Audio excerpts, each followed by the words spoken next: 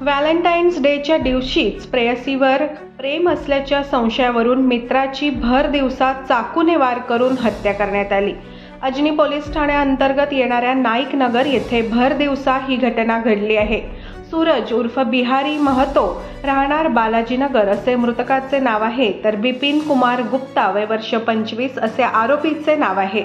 या घटनेची माहिती वाहतूक पोलिसांनी नियंत्रण कक्षाला दिली असून या हत्येत सहभागी असलेल्या आरोपीला वाहतूक कर्मचाऱ्याने स्वतः पकडून पोलिसांच्या ताब्यात दिले. विशेष म्हणजे गेल्या 12 दिवसात शहरातील ही हत्येची 10वी घटना असून त्यामुळे पोलिसांच्या कार्यपद्धतीवर प्रश्नचिन्ह उपस्थित होऊ लागले आहेत. भर दिवसा एका गुन्हेगाराच्या निर्घृण हत्येनंतर बुधवारी नागपूर शहर पुन्हा आदरले.